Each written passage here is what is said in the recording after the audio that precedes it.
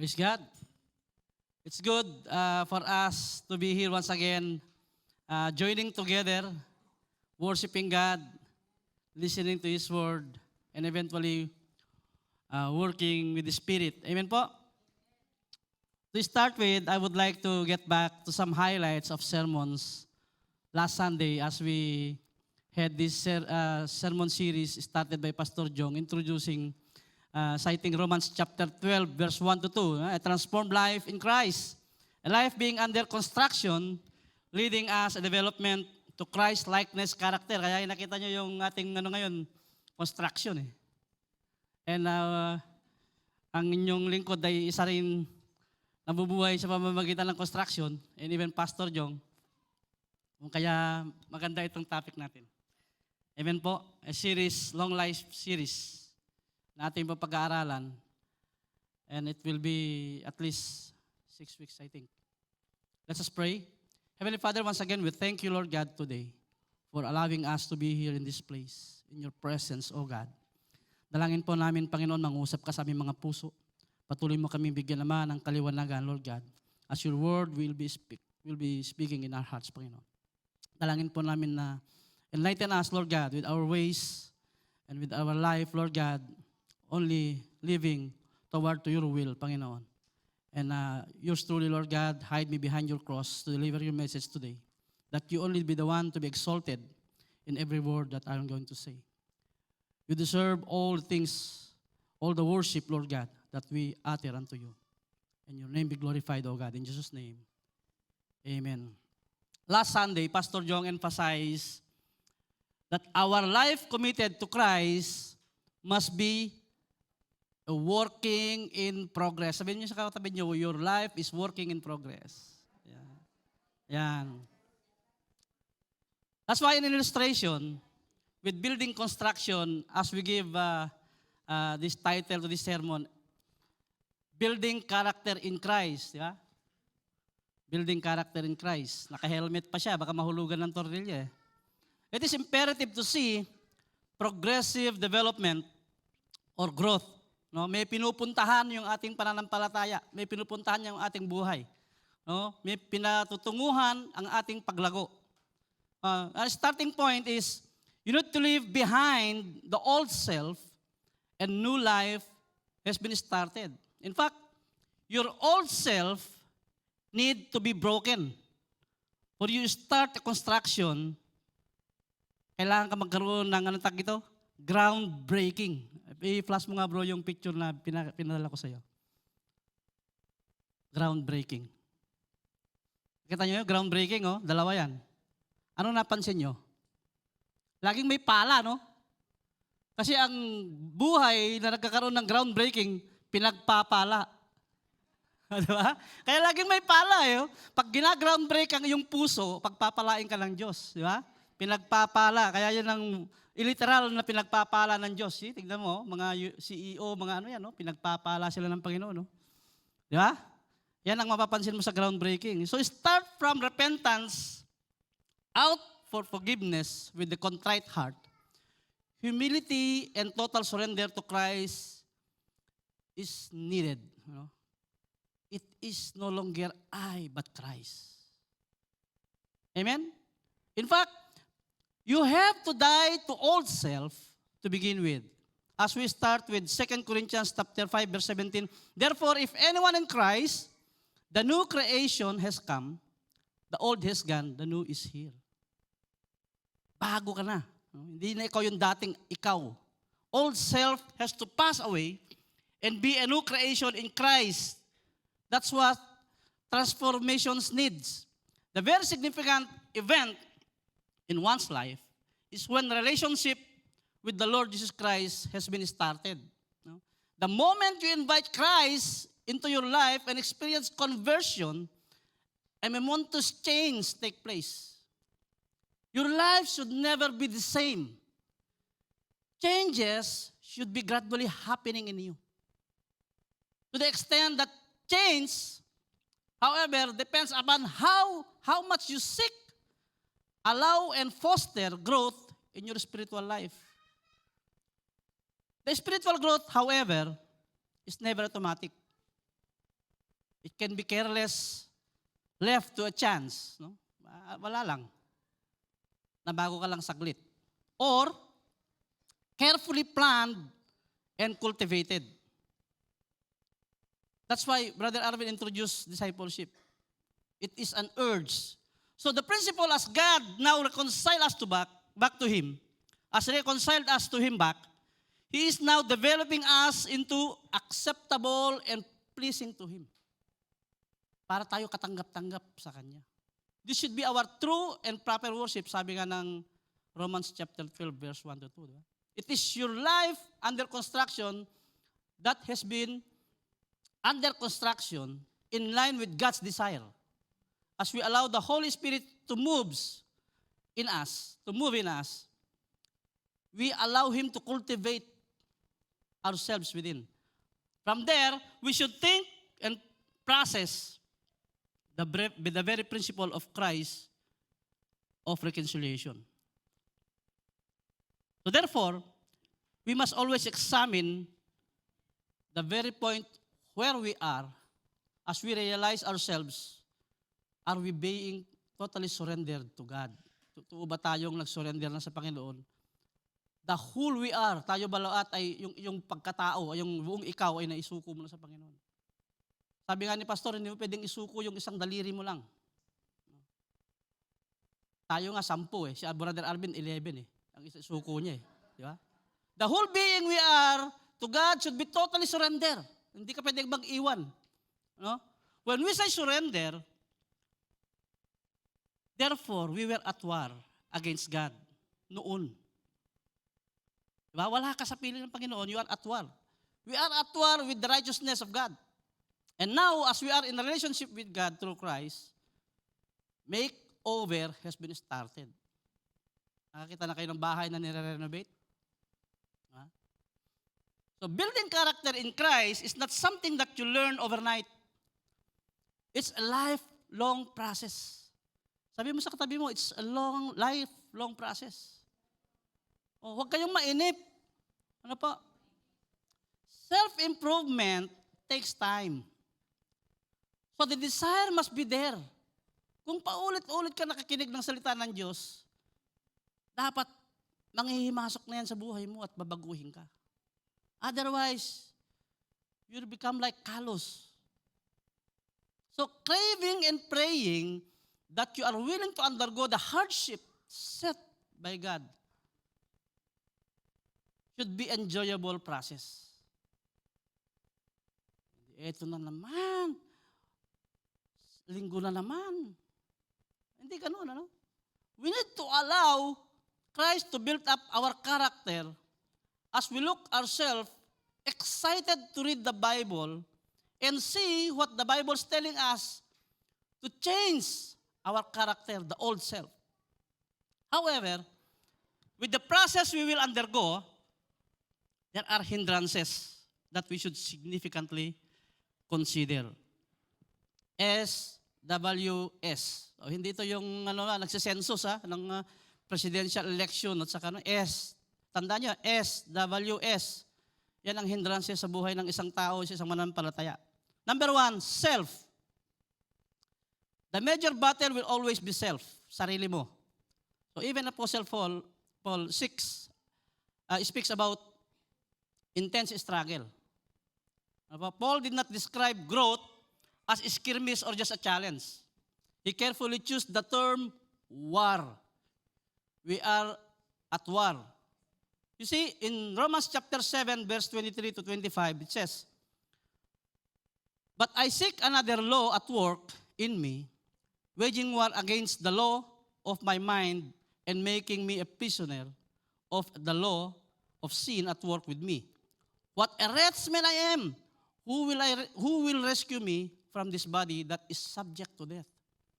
Thanks be to God who delivers me through Jesus Christ our Lord." Napakaganda, ano po?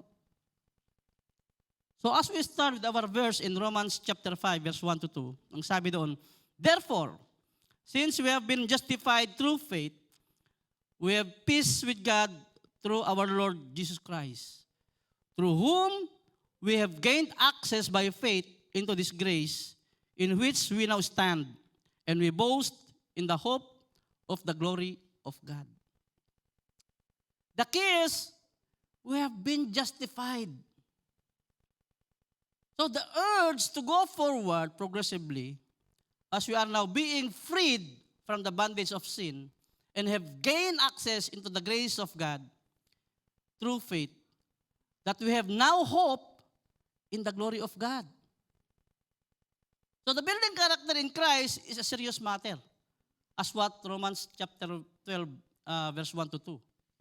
This speaks to us that as we are now being justified through faith, and we have peace with God through our Lord Jesus Christ, it is imperative that we must significantly renew our mind settings. Because I have told you a while ago, it can be a careless left to chance or carefully planned and cultivated. Binabaliwala lang ba natin ng pagbabago sa atin ng Panginoon o binibigyan natin ng halaga at wino-work out natin ito sa ating pagbabago? Of course, the latter has to be highlighted. It should be cultivated and planned. Not because you are obligated, but because you see the glory of God, that as He is holy, and He instilled in our heart the love, the genuine love, through the Lord Jesus Christ, we acknowledge the presence of God in our lives day by day. So, our old self has 4 P's. O hindi ito yung 4 P's na kanyang katapusan ay gaantay lang tayo sa kanto, no? Musang-musang tayo tapos may 4 P's. What are these 4 P's na negative sa ating buhay? Number 1 is pride. Second, personal interest. Third, you tend to be people pleaser. And last, a prefer for yourself. Yung nais mo lang. Self-centeredness. Laging I, laging ako. Proud people don't listen. So the old nature of a sinful person will always highlight what his personal gain. Ano ba makikita ako dyan? Pag pumunta ako dyan, ano ba makukuha ko? It's personal gain. So you will notice, to a pride person has this unteachable heart. Ba't mo ko tuturuan? Di ba? The ego is there. Ano bang ibig sabihin ng ego? Ano ba yun? Kinokorek ako ng ego. Tama ka? Ego. Ego. Tagalog ako eh. Malapit na ako eh. No? Kasi ego, okay, ego. Excluding God's out. You are excluding God's out. Having the thought of self-righteousness. So, laging nasasaktan pag may naririnig kang mali ka. Masakit yan eh. No? Pag tinuturuan ka, may lagi kami katwiran. No? Always pointing to himself as having this self-righteous. Herself having a favor. Or himself having a favor. Proud people think about entitlement. Proud people don't admit of such boastful. No? So what God wants us to develop from old self is totally the opposite of it. Which means total transformation or to build a character in Christ's likeness. So being into Christ from old self is like having a paradigm shift. Hindi na ikaw yung dati. Pag minumulto ka ng dating ikaw, kinakalungkutan mo na iyon. No? Though it is tempting to think that growth is a natural or sure or automatic, which may be true biologically, kasi ang bata lumalaki naman talaga at anong pigil mo yan, lalaki yan. But it is not true in spirit. No, hindi pareho yan sa espiritu. Meron mabagal lumago, meron mabilis lumago. But growth is a certain struggle. The best illustration is to see the caterpillar in the cocoon struggling to form into a butterfly. Wala namang butterfly na galing sa cocoon ang bilis-bilis lumabas, di ba? It may seem discouraging as you begin training and experiences in spiritual growth. Marami tayong pagdadaanan. However, growth is sometimes difficult and always demanding. But it is necessary. Hindi pa ba? No?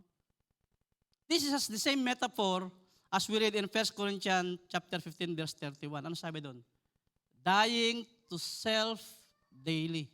It's the same word from the Lord Jesus Christ in Luke chapter 9, verse 23. Then he said to them, whoever wants to be my disciple must deny themselves and take up their cross daily and follow me. Hindi siya monthly, hindi siya yearly. Buti pa nga yung flat natin, nire-renew natin yearly.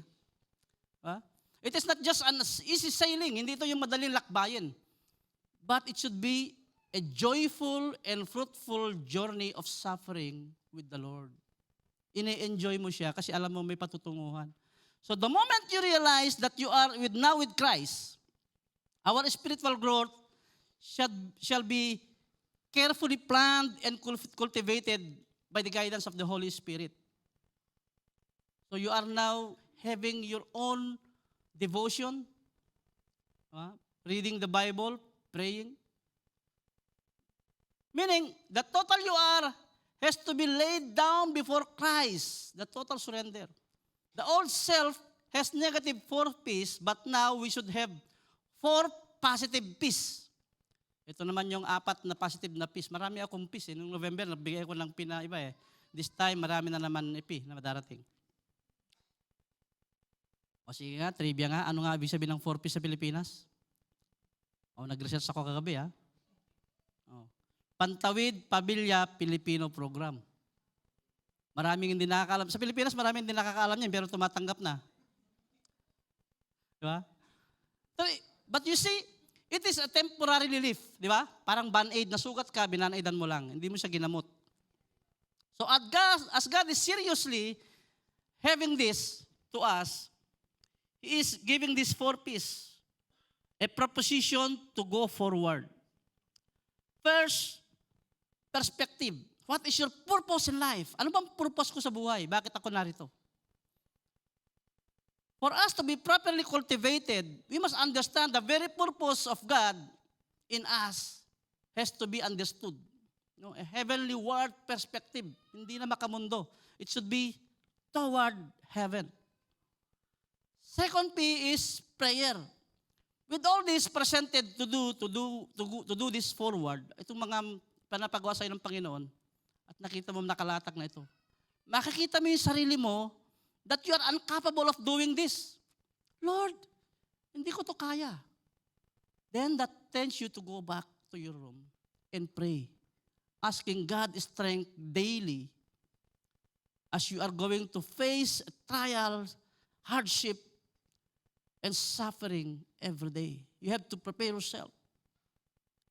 Next is passion. Another P is passion.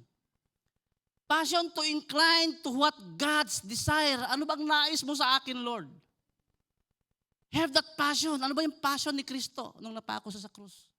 Lord, forgive them for they do not know what they are doing. What's God desire for us in order to do a good character, develop a good character? That's why we keep telling you, read the Bible every day. So practice what it says as well and have the practice of obedience. Nakakatuwa ngayon, nung last Sunday, meron kaming Amen Fellowship. It's a proud, sabi ni Brother Gani. Nabasa ko lang dyan. Isipin mo, para kang nakakita ng magandang pelikula na meron kang nakuha. Di ba?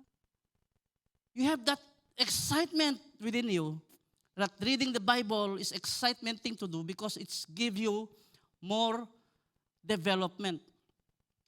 One of God's desire is to bring back His people to Himself, using us to be a living testimony to people as agent proclaiming the good news and have the passion for the lost soul. Kaya nga pag pinagpe-pray natin dito yung di ba? Yung ethnics every Sunday, other ethnic groups every Sunday. Nation, every Sunday, we are praying for them. So you cannot set aside your spiritual growth without mission. Laging kasama, katahiyan sa iyong buhay mananampalataya. Without mission, you cannot grow forward. So your growth should be hand in hand with the passion of Christ to to share the principle of the gospel to people purposely. It is not just growing personal, but it is because Christ has been proclaimed the good news, as stated in Matthew 28, verse 19 to 20, for you to crave also to pray for the lost souls. So start praying for the lost souls as you and me has been prayed before. Sino dito yung naligtas na hindi man lang pinagpanalangin ng ibang tao? I doubt. Merong ganon. Lahat tayo ay mayroon ng nalangin para sa atin. I remember last Wednesday, we had this mission symposium. We are rushing in this place. Lagi kong tinitignan yung oras. Sabi ko, alas 6. Mamukat-mukat, mapagdating ko dito sa kanto dito, sa mosque. Biglang naglatag sa harapan ko yung maraming mga cousins, no? Nanalangin sila sa harapan ko at saka sa likod ko. Sabi ko sa mga kasama ko, bumaba na kayo. Magsimula na kayo maglakad at hindi tayo makakarating sa pupuntahan natin ng exactly 6:20. And we had to set this place around 7. Ang target is 8 will be ready. So naglakad sila. Siyempre, hindi ko naman maiwan yung sasakyan ko. Andun ako sa loob. I was little bit watching some videos in my cellphone for me to ease. Of course, bilang tao, medyo may naiinis ka, di ba? Alam naman nilang kalsada, doon sila nagtutuwad eh. Sabi ko ba sa sarili ko, umalang kaya ng malakas. Inisip ko, teka, baka dumami to. Diba? But God rebuked me. Ano ba ang dahilan mo? Ba't ka pupunta sa symposium mission?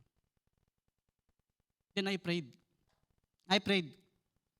Have this passion to these people that they will be praying for the true God. Amen? I bowed down and prayed. I was rebuked. You see,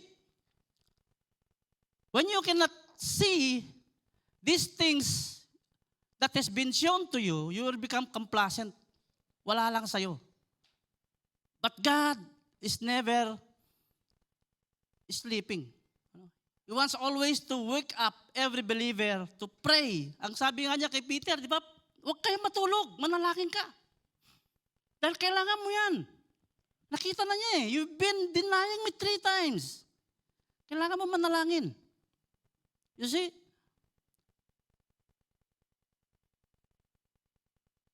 These people has been praying 5 times a day. Sa Saudi nga, sinasara pa yung establishment eh. Kada panalangin nila, papatayin nila yung ilaw sa loob ng establishment. That's how they pray. Do we have the same discipline in prayer? Tayo, Zoom lang, hirap na eh. You see, God is teaching us to have these things in front of our eyes for us to see that is so serious to pray for these people that we ourselves should change. No? So the last P that I'm going to say is perseverance. Perseverance is when you anticipate that you will going to undergo hardship in life as we accepted sufferings. Having perseverance will develop a strong faith in Christ Jesus. Ang sabi nga doon, suffering produces perseverance. Basahin natin sa Romans chapter 5, verse 3 to 4. Not only so, but we also glory in our sufferings because we know that suffering produces perseverance, character, and character, hope. So paano ba ang glory in suffering? Paano ba yung glory in suffering na yan? Yung ba yung nasasaktan ka, ang sakit-sakit, pag nakangiti ka, ang sakit-sakit. Ganun ba yun? Hindi eh. Wala naman madaling training eh. Gigising ka ng maaga. Ite-text ka ni Brother Kevin, 8:15 ba tayo, kuya? Of course, you should be consistently. See, that's Brother Kevin. He consistently tell me, kuya, 8:15 ba tayo? 8:15 ba tayo? That's consistent. You see, dadanas tayo ng pagsubok kahit ayaw mo.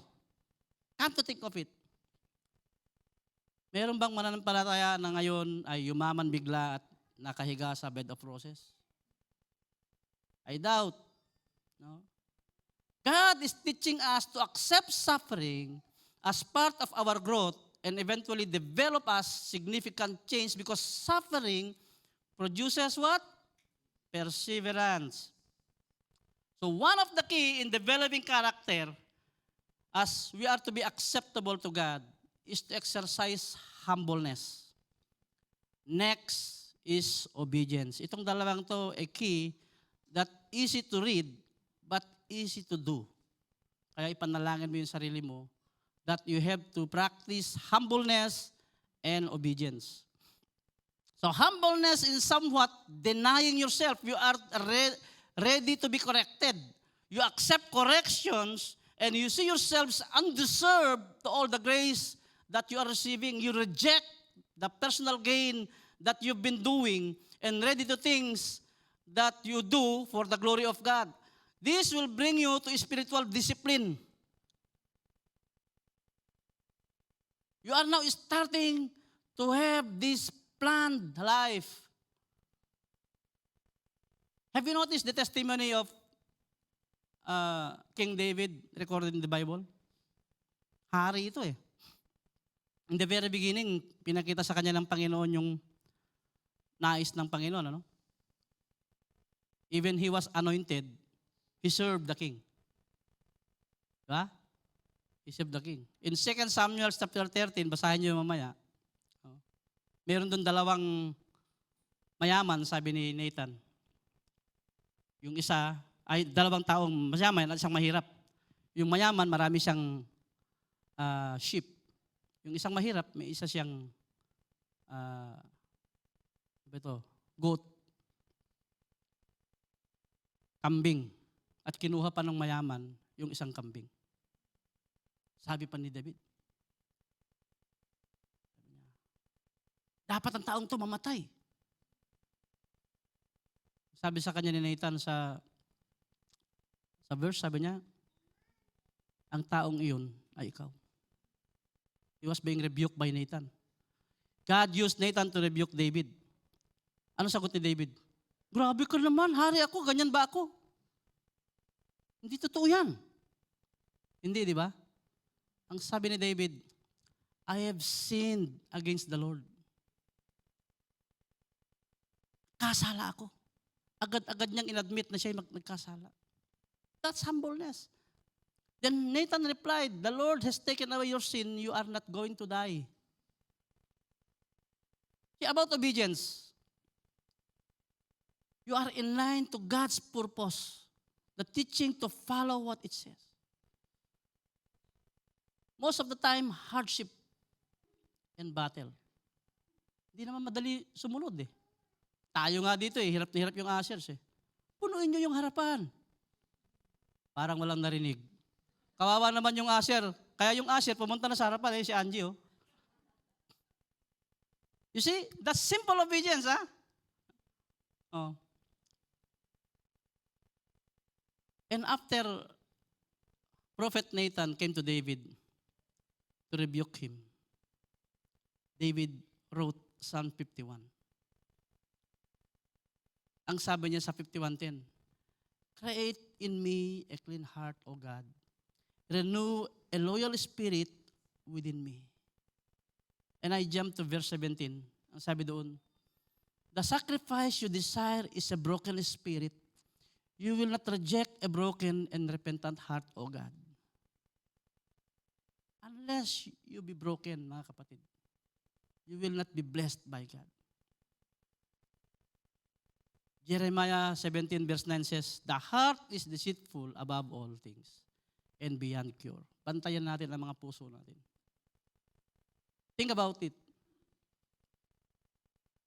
Put yourself in a situation of King David and you having this crown and being rebuked by a simple person.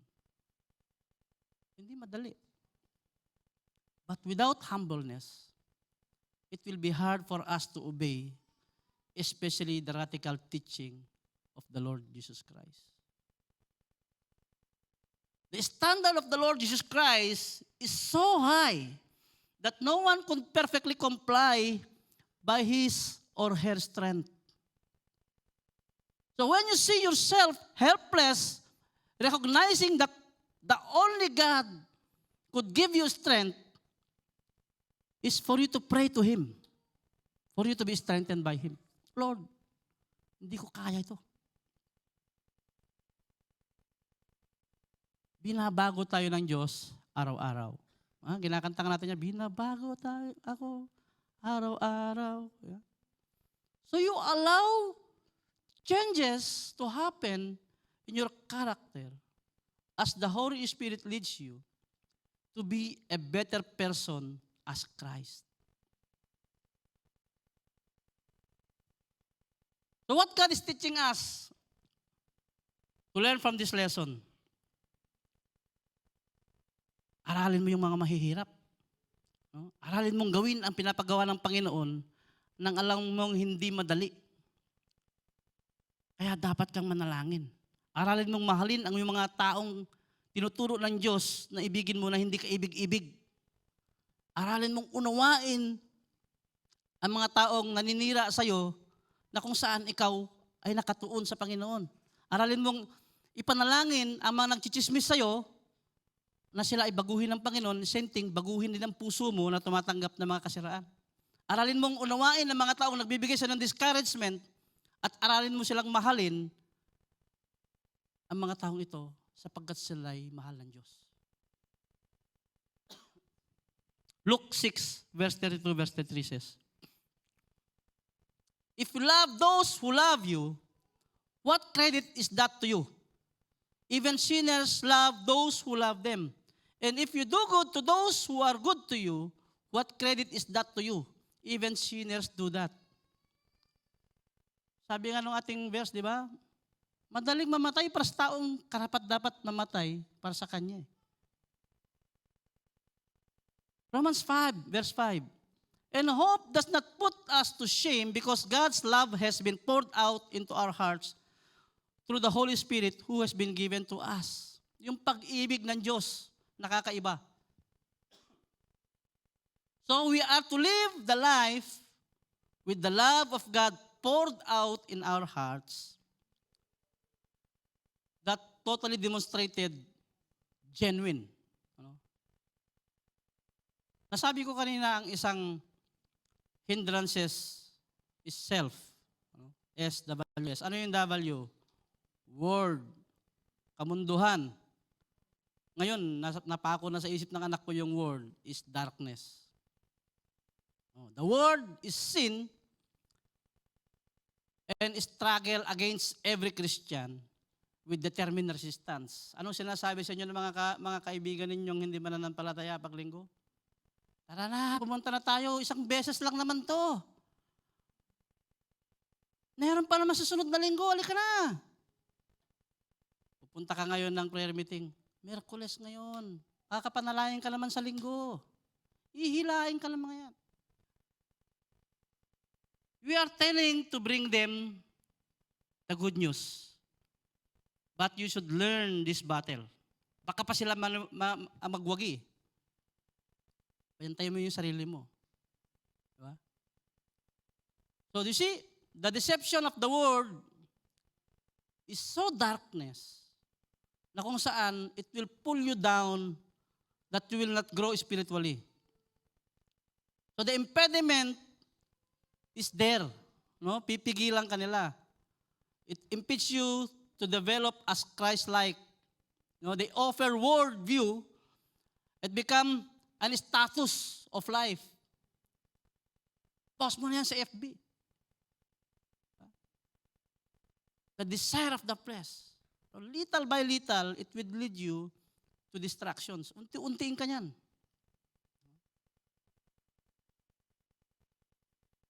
You see, Romans 8:22 says, we know that the whole creation has been groaning as in the pain of childbirth right up to the present time. So instead, we should have this sober mind. We are to be vigilant. With renewed mind, sabi ng Romans chapter 12, our mind should be renewed day by day.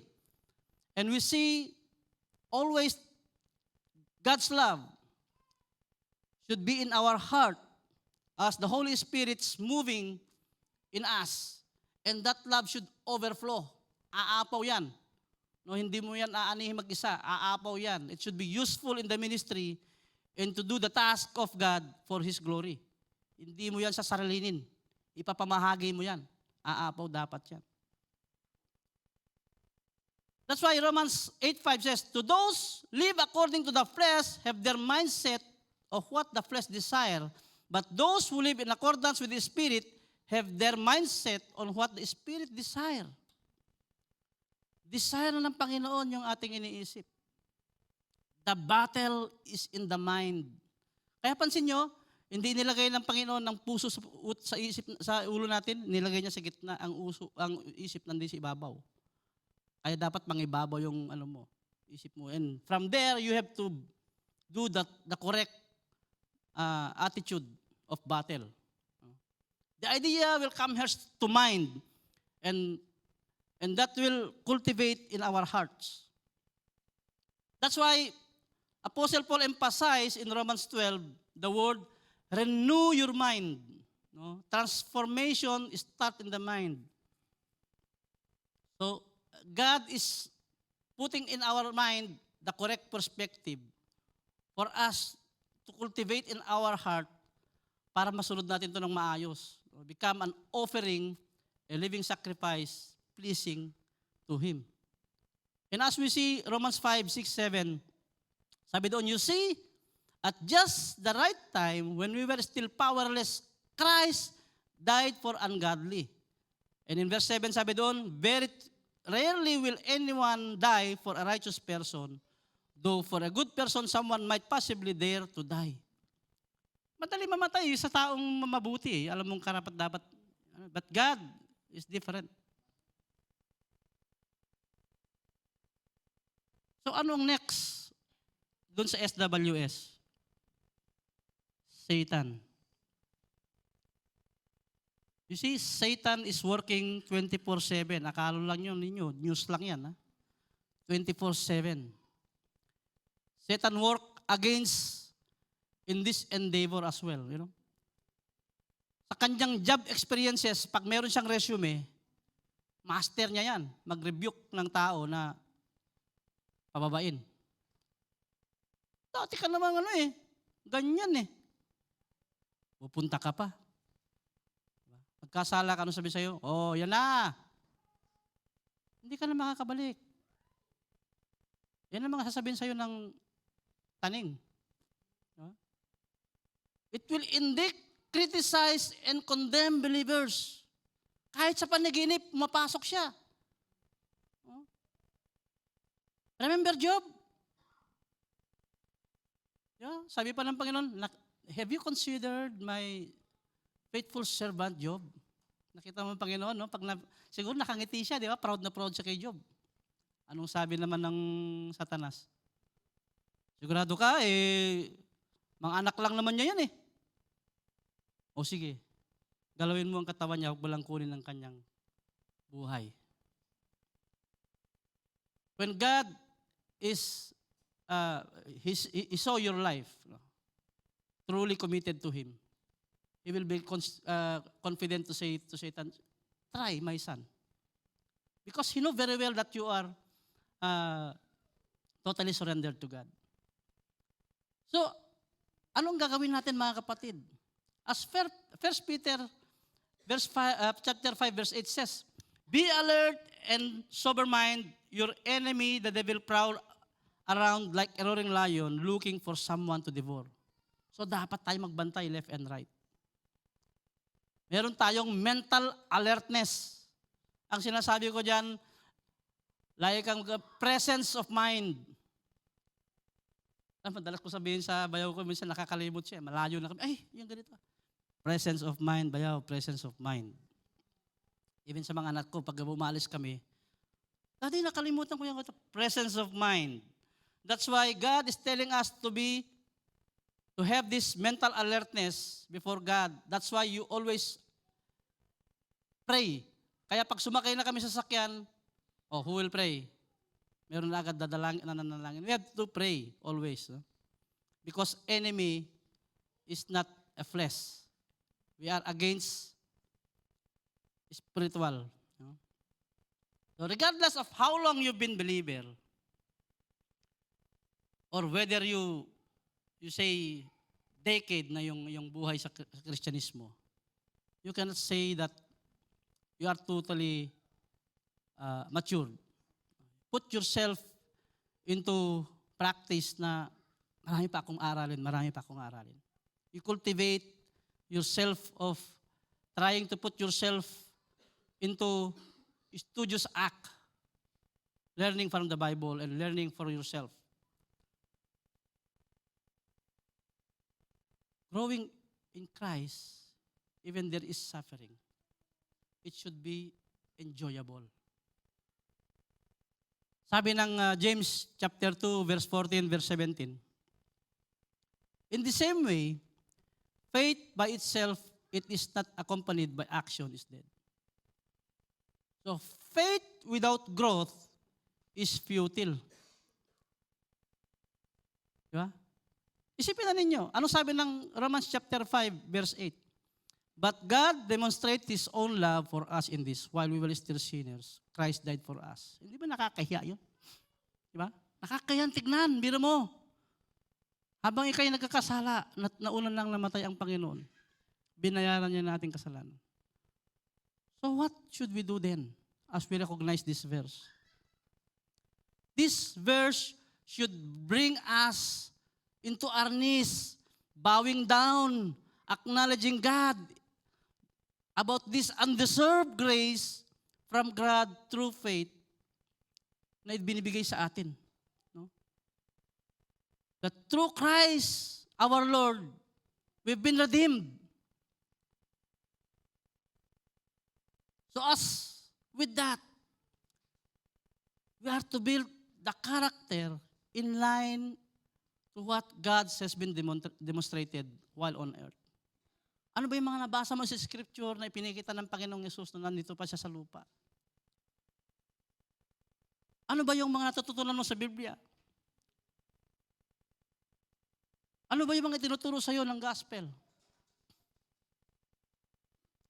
In summary, mga kapatid, a life-changing character has to build us as what we claim that we are follower of Christ, having the right perspective and purpose from the Lord, with prayer for life, having passion to God's desire, and continue to live with perseverance in any circumstances, that you will always proclaim His goodness as you give glory to God sa iyong buhay. The testimony that you are bringing forward to people. Always proclaiming the good news of God, whatever's happened. Do you recognize God and honor Him in every way of your life? The fundamental of righteousness that being taught to us, the righteousness in character of Christ, it should be a diligent seeking to God daily. Cultivating ourselves with consistency as we read the Bible every day, meditating day and night, and keep praying. And there we should be productive fruitfully with profitable evidence that your life is living to God's glory. That your life bears spiritual fruit. And then beware of satanic and worldly influences that might cut you out from where you are in Christ. As you are guarding your heart into negative influences, as you stay true in the teaching of God, laging Bible ang iyong references. Don't live with this Google and with this internet. Go back to your Bible. In conclusion, mga kapatid, God has instilled us love, unconditional love. That's already displayed in the Bible. But in that sense, we must always remember His principle Why? Bakit tayo inibig ng Diyos? Accordingly, this is not a simple situations God giving us. It is an assurance from God. Kaya naalala ko yung nag-usap si Tess saka si Tita Yola about dun sa halaman. Kininto kasi ni Tess yung halaman namin eh. Nilipat niya ng paso. Ay, sabi niya, sis, baka nagtampo yan, girl. Sabi ko, kailangan niya ng rebuking at preaching. Kaya pag tayo ay nandoon sa sitwasyon ganun, get back to what the Bible says. Pag nilipat tayo ng kinalalagyan, God is giving us purpose. Pag nilipat tayo ng kumpanya at ayaw nating umalis, it might be God is giving us purpose. But this is the assurance, mga kapatid. In 1 John chapter 5, verse 13, sabi ni John doon, I write this thing to you, who believes in the name of the Son of God, who shall you may know that you have eternal life. Saan man tayo dako dalhin ng Panginoon? Kapag ang buhay mo ay itinalaga mo sa Diyos, iyon ang sinurrender sa Panginoon ang iyong buhay. You have the assurance of eternal life. That's bring us a confidence to go further. Saan man tayo ilipat, saan man tayo dalhin, hindi na tayo magtatampo. But have this excitement to do what God wants us to do and learn the value things that gave us, that we are to be excited having this life with the Lord Jesus Christ as we imitate Him in the same word that Apostle Paul says in 1 Corinthians verse 1 of chapter 11. Sabi niya doon, be imitators of me as I am of Christ. And as we renew our mind settings, it should be toward God, no one else. Sa Panginoon lang. The principle is we should always be inspired by the Lord. Yung mga ginawa ng Panginoong Yesus. The same what He did on earth is what we admire. So to exercise faith is for us to be in humble heart and obey what's God's desire for us. And this will be our proper worship. And sabi doon, then you will be able to test and approve what God's will is. His good, pleasing, and perfect will. Let's pray po. Heavenly Father, once again, we thank you, Lord. Truly, Lord God, you are the one who gave us all these things, Panginoon, that we are undeserved. But then again, your love is overflowing. Na hindi ka po nagbabago, Panginoon, sa pagtuturo sa amin. Ikaw ang Diyos na patuloy na nagbibigay sa amin ng kaayusan ng aming buhay. Ikaw ang Diyos na nagtuturo sa aming mabago ang aming buhay. Ikaw ang Diyos na nagbago sa amin. Na patuloy nga kaming kumikilala sa iyo, Lord God, sumasamba. At nawa, Panginoon, na maganap ang iyong nais sa aming buhay. By the guidance of the Holy Spirit, we'll be able to do these things as you are the one going to strengthen us. And your name will always be exalted, Lord God, sa aming buhay. May you guide us, Lord God, each one of us, sa aming lakbayin. Pangunahan mo kami, Panginoon, at nawa, Panginoon, ikaw lagi ang siyang maparangalan, hindi po ang aming sarili. Sa any achievements meron kami, Panginoon, ikaw ang siyang nagbigay ng pagkakataon. And it is our gratitude, Lord God. Kami nagpapasalamat, O Diyos, na maging kabahagi ng ministeryong ito, Panginoon. Na hindi po kami karapat-dapat. But then again, you are using us to be in your ministry, Panginoon. Salamat, O Diyos, na Panginoon, O God, ang buhay po ng bawat isa ay maging sweet aroma na isa pong aming inaalay, Lord God, sa iyo as a living sacrifice, pleasing and holy to you, O God. Salamat, O Diyos, sa iyong pagpapala. May your name be exalted. May your name be glorified. In Jesus' name.